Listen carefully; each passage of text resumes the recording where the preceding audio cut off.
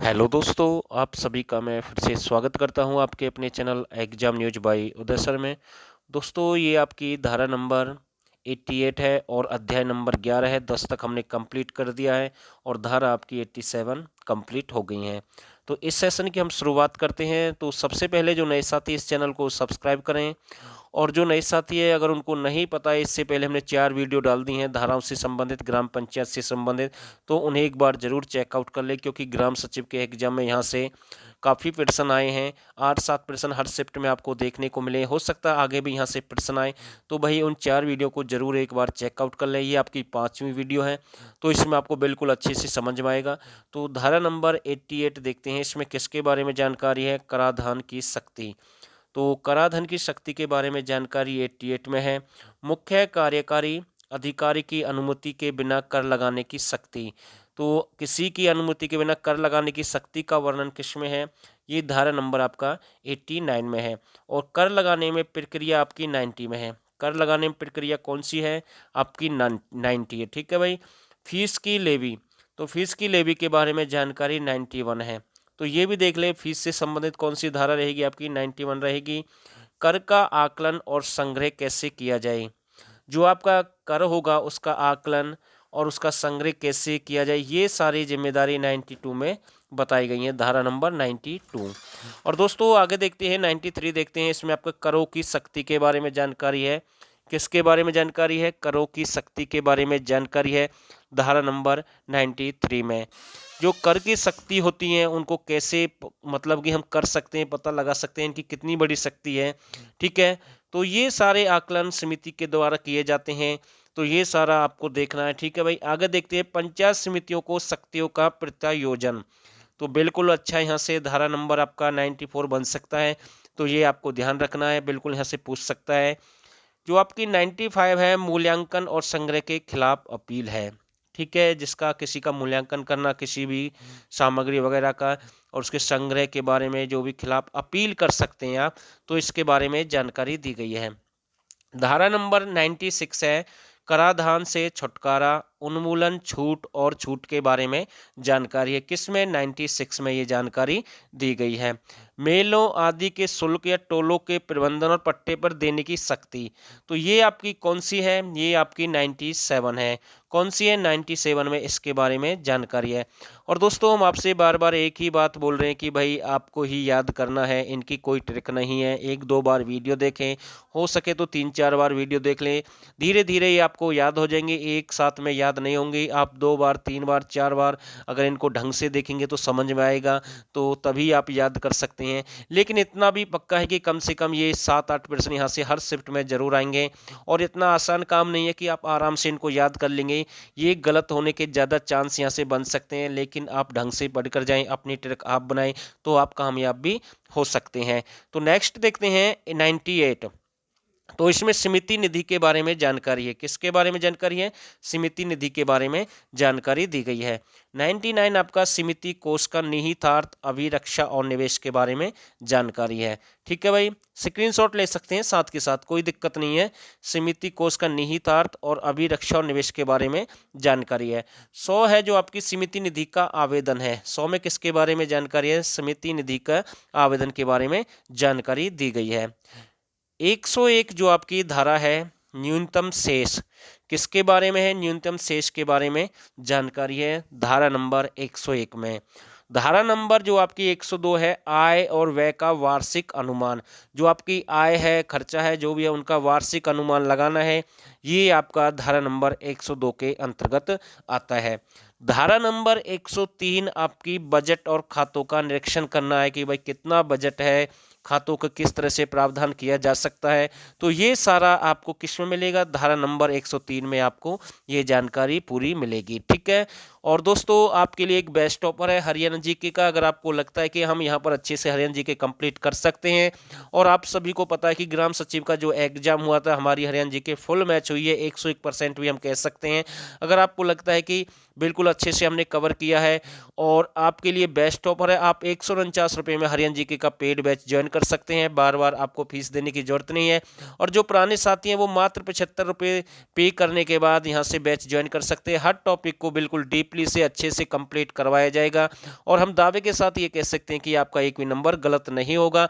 आने वाले आपके जो भी एग्जाम है, पटवारी है, ग्राम सचिव है, एसआई है, कांस्टेबल है, कोई भी कैसा भी एग्जाम, यहाँ से आपके फुल नंबर आ सकते हैं। तो इस ऑफर का फायदा उठाए और जिस साथी को लगता है कि अच्छे से कंप्लीट करवाएंगे हम, तो वो 89 30 31 82 26 पर हमें मैसेज कर सकते हैं। 89 30 31 82 26 पर हमें मैसेज कर सकते हैं। आगे देखते हैं आय और व्यय का वार्षिक अनुमान धारा नंबर 102 में है।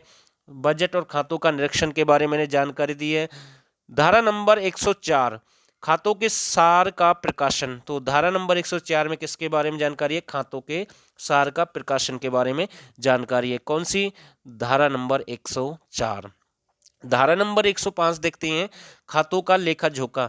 तो खातों का लेखा जोखा किसमें मिलेगा? धारा नंबर 105 में आपको मिलेगा। अब आपका अध्याय नंबर 12 यहाँ से स्टार्ट हो गया है, ठीक है। और धारा नंबर यहाँ से 106 से हम स्टार्ट करेंगे। किसमें? अध्याय नंबर 12 में। सीधा आपसे पूछ लेगा कि ये आपकी जो धारा है, यानी कि जो 106 आपकी धारा है, ये किस में आती है?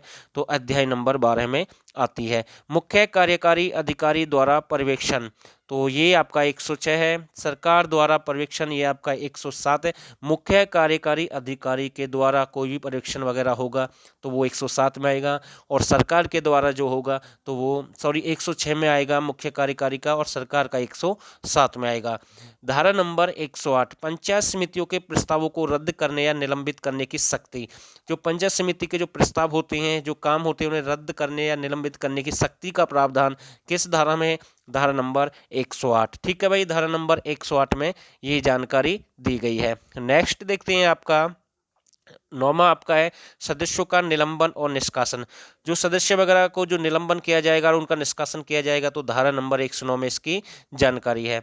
110 में अक्षमता के मामलों में सरकार की शक्तियां लगातार बनी रहती हैं और डिफॉल्ट या शक्ति का दुरुपयोग, यानी कि डिफॉल्ट वगैरह हो जाते हैं या फिर अपनी शक्ति का हम प्रयोग कर सकते हैं, तो ये सरकार की शक्तियां लगातार बनी रहती हैं।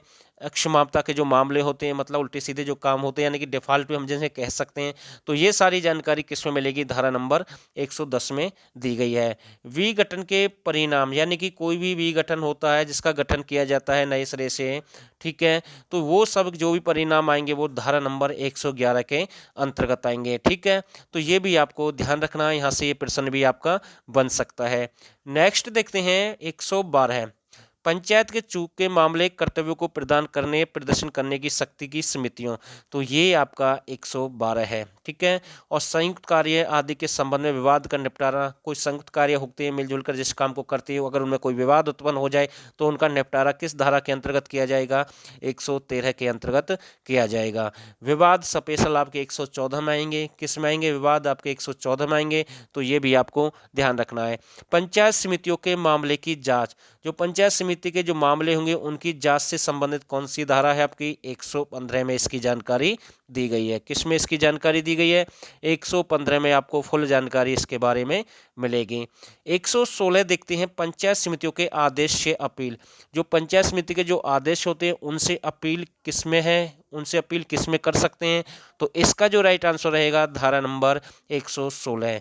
कौन सी धारा रहेगी? धारा नंबर 116 में ये फुल जानकारी आपको मिलेगी। और अध्याय नंबर आपका 13 है। ठीक है, और भाग ये आपका कंप्लीट हो गया। भाग अलग है, यानी कि अलग अलग दे रखे हैं। अध्याय देखेंगे सीधा, ठीक है, 4 कंप्लीट, यानी कि चौथा है भाग। ठीक है, अध्याय आपका 13 है। तो ये आपका यहाँ से जिला परिषद के कुछ प्रश्न बनते हैं। इसमें कुछ आपको राष्ट्रपति उपराष्ट्रपति से संबंधित मिलेंगे, क्योंकि ये प्रावधान है आपका पंचायत एक्ट 1994 के तहत। तो ये भी देखेंगे साथ के साथ यहाँ से जो प्रश्न बनते हैं। ठीक है, तो हम फिर से कह रहे हैं, जो नए साथी इस चैनल को सब्सक्राइब करें, जो पुराने साथी इस वीडियो को शेयर करें। अच्छे प्रश्न है, बिल्कुल यहीं से प्रश्न आए हैं। जिला परिषद का गठन, तो ये आपका किस में आएगा? 117 में आएगा। जिला परिषद का गठन किस में आएगा? 117 में आएगा। और जिला परिषद की संरचना किस में आएगी? ये आपकी जिला परिषद की जो संरचना है ये आपकी 118 में आएगी। और 119 में निर्वाचित सदस्य हैं। 119 में निर्वाचित सदस्य के बारे में जानकारी दी गई है। 120 देखते हैं, इंपोर्टेंट है, सीटों का आरक्षण। तो 120 में किसकी जानकारी है? सीटों के आरक्षण के बारे में जानकारी है, जो स्पेशल आपका जिला परिषद से संबंधित है। ठीक है, सभी की जो अलग अलग सीटों का आरक्षण दिया गया है, ग्राम पंचायत का अलग दिया गया था, ग्राम सचिव यानी कि ग्राम समिति का अलग दिया गया है, और जिला परिषद का अलग दिया गया है। तो ये भी आप ध्यान रखना। जिला परिषद की पहली बैठक और राष्ट्रपति का चुनाव और उपाध्यक्ष, तो ये सारे किस में आएंगे? 121 के अंतर्गत आएंगे। ठीक है भाई, ध्यान रखना, ये सभी किसके अंतर्गत आएंगे? 121 के अंतर्गत आएंगे। तो इंपोर्टेंट है भाई। और राष्ट्रपति और उपराष्ट्रपति की शक्तियां और कार्य, तो ये किस में आएंगे? धारा नंबर 122 में आएंगे। ये किस में आएंगे? धारा नंबर 122 में फुल जानकारी आपको मिलेगी। और दोस्तों नेक्स्ट देखते हैं धारा नंबर 123 जो आपकी है, राष्ट्रपति, उपराष्ट्रपति और मोशन ऑफिस का कार्यकाल। ठीक है, राष्ट्रपति और उपराष्ट्रपति के खिलाफ अविश्वास। तो यानी कि यहाँ पर भी बहुत सारी प्रक्रियाएं बनती हैं, लेकिन पंचायत एक्ट है, लेकिन यहाँ पर राष्ट्रपति उपराष्ट्रपति के खिलाफ अविश्वास की धारा भी दिखाई रखी है। तो भाई ये भी आपको ध्यान रखना है। ठीक है, ये एक्ट के तहत होता है। अब बार बार कहेंगे सर इसमें राष्ट्रपति उपराष्ट्रपति कहाँ से आ गया? भाई ये प्रावधान है पंचायत एक्ट जो 1994 के तहत है, तो ये तो आपको याद ही करना होगा। ठीक है, अगला देखते हैं 124, अनुपस्थिति को छोड़ दें। तो 124 में किसका वर्णन है? अनुपस्थिति को छोड़ने के बारे में वर्णन है। ठीक है, तो ये भी इंपॉर्टेंट है। नेक्स्ट देखते हैं, नर राष्ट्रपति का प्रभार सौंपने से इनकार करने पर जुर्माना। तो 125 में किसकी जानकारी है? नर राष्ट्रपति को प्रभार सौंपने से इनकार करने पर जुर्माना, उपाध्यक्ष या सदस्य है। तो ये भी आपका इंपॉर्टेंट है। चलो भाई आगे देखते हैं। तो आगे आपका ये देख लेते हैं भाई, ये आपका अध्याय नंबर 14 स्टार्ट हो गया है। ठीक है, और इसमें 126 में मुलाकात के बारे में जानकारी है। किसके बारे में जानकारी है? 126 में मुलाकात के बारे में जानकारी है। और 127 साधारण या विशेष बैठक बुलाना है। ठीक है भाई, साधारण या विशेष बैठक बुलाना। देखो ग्राम पंचायत की अलग बैठक थी, उनकी अलग आरक्षण था, पंचायत समिति का मैंने आपको अलग बता दिया। अब ये जिला परिषद के बारे में चल रहा तकरीबन जो भी आप देख पा रहे हैं। ठीक है, मुलाकात, साधारण विशेष बैठक बुलाना, कोरम के बारे में जानकारी 128 में दी गई है, तो ये भी आपको ध्यान रखना है। ठीक है, विशेष बैठक को बुलाने के लिए राष्ट्रपति और मुख्य कार्यकारी अधिकारी की शक्ति, तो ये आपका किस में है? ये 129 में है, तो ये भी आपको ध्यान रखना है। सत्गण फिर से आया है, तो ये भी आपको ध्यान रखना है, ये अलग है जिला परिषद के तहत जो हम आपको बता रहे हैं। बहुमत को मत से बैठक और निर्णय का अधिकार देना, तो ये अब किसका है? आपका 131 में है। ठीक है, जिला परिषद जिसकी हम बात कर रहे हैं उसके तहत है ये। कार्यवाही का रिकॉर्ड और प्रकाशन, ये भी जिला परिषद के तहत है, 132 है। तो मतलब कि सबका अलग अलग दिया हुआ है, उसके अकॉर्डिंग आपको याद करना है। और उम्मीद करता हूँ कुछ धाराएं मिलती जुलती हैं, लेकिन सबकी ग्राम सचिव जो आपके ग्राम सचिव है, सॉरी ग्राम समिति है या ग्राम पंचायत है या जिला परिषद है, उनके अकॉर्डिंग सबका अलग अलग डाटा है। तो अध्याय नंबर 15 देखते हैं, मुख्य कार्यकारी अधिकारी और अन्य कर्मचारी की नियुक्ति। ठीक है, मुख्य कार्यकारी अधिकारी और अन्य कर्मचारी की नियुक्ति के बारे में जानकारी है। नेक्स्ट आपका मुख्य कार्यकारी अधिकारी और अन्य अधिकारियों कार्य और अधिकार कर्तव्य के बारे में जानकारी है। 135 है आपका मुख्य कार्यकारी अधिकारी का अधिकार, अभिलेखा आदि के बारे में जानकारी है, तो ये भी इम्पोर्टेंट है। अधिकारियों को सलाह आदि देने की, कॉल करने की शक्ति या कॉल करने की शक्ति, तो ये आपका किस्म वर्णन है, ये आपका 136 में है। तो भाई ये तो आपको आप ही समझने होंगे, जितना मेरे से प्रयास हुआ इतना मैं कोशिश कर रहा हूँ, सब कुछ आपके सामने है। दोस्तों जैसा आपको लगे आपकी मर्जी है, अगर वीडियो अच्छी लगे तो कमेंट कर देना। ठीक है, अगला देखते हैं जिला परिषद के कर्तव्य और कार्य। तो जिला परिषद है जो, इसके कर्तव्य और कार्य किस आएंगे? अध्याय नंबर 16 है और धारा नंबर 137 में ये दिए गए हैं। सरकार की ओर से कार्य आदि करने के लिए जिला परिषद की शक्ति और तकनीकी सलाह के लिए निविदा, ये आपका 138 में आएगा। ठीक है, जिला परिषद से संबंधित चल रहा है जो भी मैं आपको दिखा रहा हूँ फिलहाल। 139 में आपकी समिति आएंगी। ठीक है, 140 में समितियों की प्रक्रिया आएगी, तो ये भी आपको ध्यान रखना है, समितियों की प्रक्रिया आएगी। और छोटे छोटे पार्ट में हमने ये वीडियो डिवाइड किए हैं ताकि आपको दिक्कत ना हो। अगला देखते हैं जिला परिषद द्वारा शक्तियों का प्रत्यायोजन। तो जिला परिषद द्वारा शक्तियों का प्रत्यायोजन किस में किया जाएगा? धारा नंबर 141 में किया जाएगा। और जिला परिषदों की सामान्य शक्ति किस में रहेंगी? 142 में रहेंगी। तो जिला परिषद की सामान्य शक्ति किस में रहेंगी? 142 में रहेंगी। और अनुबंधन बनाने की विधि, अनुबंधन बनाने की विधि धारा नंबर 143 में रहेगी। तो दोस्तों इस वीडियो में हमने लगभग बहुत सारी, यानी कि हम कह सकते हैं यहाँ से आपकी कम से कम हमने 56 धाराएं कंप्लीट की हैं। नेक्स्ट वीडियो में इसे हम 200 को करीब कर देंगे। बाकी आपकी एक वीडियो, यानी कि 2 वीडियो में आ गए या 3 वीडियो में कंप्लीट कर दूंगा इन सभी पार्टों को। और उम्मीद करता हूं अगर आप सभी को ये वीडियो अच्छी लगे तो इस चैनल को जरूर सब्सक्राइब करें और हो सके तो इस वीडियो को ज़्यादा से ज़्यादा शेयर करें। और दोस्तों आप सभी ने इस वीडियो को यहाँ तक देखा, आप सभी का बहुत बहुत धन्यवाद।